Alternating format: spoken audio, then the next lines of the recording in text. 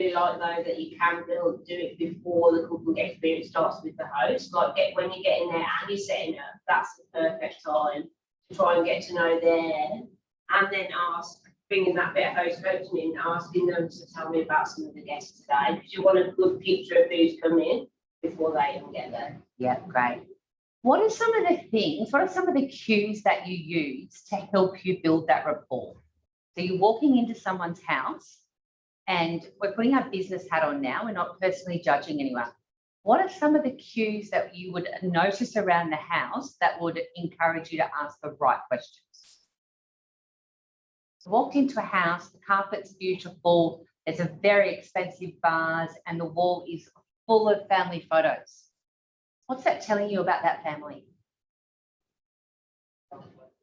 Family focused. Yep. Attention. Busy? Yeah.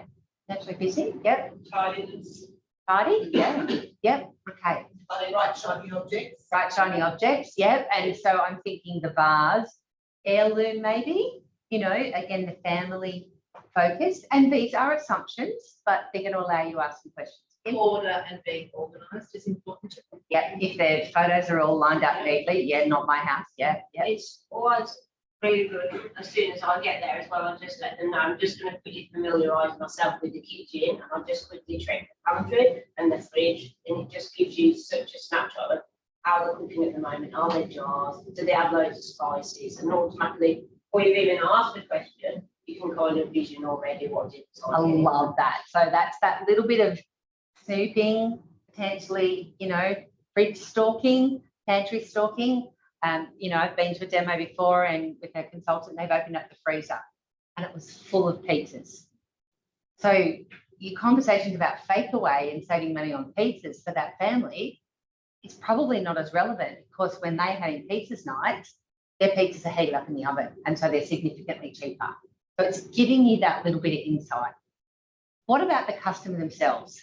Customer walks in, or friend of the customer walks in, and she's in a really fitted pencil skirt, stilettos, hair's immaculate, dripping with jewellery. What assumptions are you making? Don't make any, because that would have been there, and inside it was an internal one. Terrible. Love it. Don't make any assumptions. What questions could you ask then instead of making assumptions?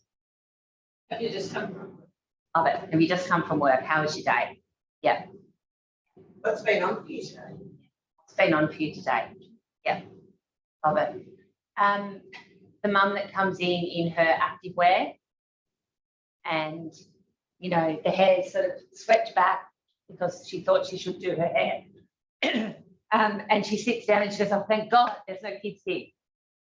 What kind of questions are you going to ask her? How many kids do you have? Yeah. And all those questions are leading towards, what does dinner look like? What do your family eat? How can I save you time? One of the things that I personally struggle with is people's names. Don't laugh out loud, because I know some of you know that. And I tend to look at things like shoes, handbags, and earrings, because they're things that I identify with.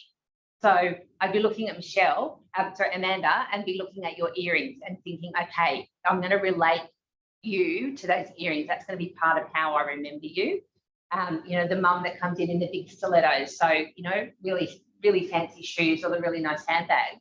But what I love to do with that information is compliment somebody. I really love your earrings. They're really unusual. Where did you get them from? And people love that. They've noticed something, they're giving me a compliment. Wow, your nails look beautiful, your hair, your shoes. Find something to compliment somebody on.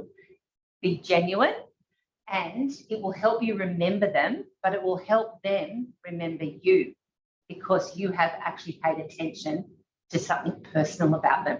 So it's not straight in, you come by Thermomix.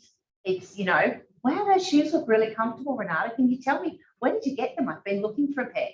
I couldn't wear those shoes to save my life, but you don't know that. So it's all about building that rapport and having those conversations. My favourite words for building conversations and building rapport are, tell me more about that. Tell me what that looks like. Can you paint a picture for me? Because exactly what Hannah said, don't make an assumption. If someone says, dinner is orderly, dinner's this, that, and the other. That's what they're telling you. But is that reality?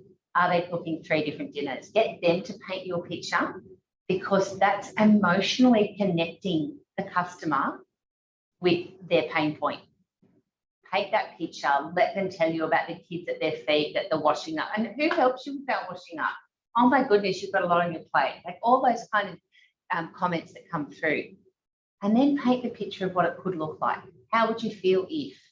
And they're all those emotional questions that allow people to identify with the fact that you're there to solve a problem, to help make their life easier. Who else has got any other tips in terms of building rapport and getting to know people? What are your favourite questions? None?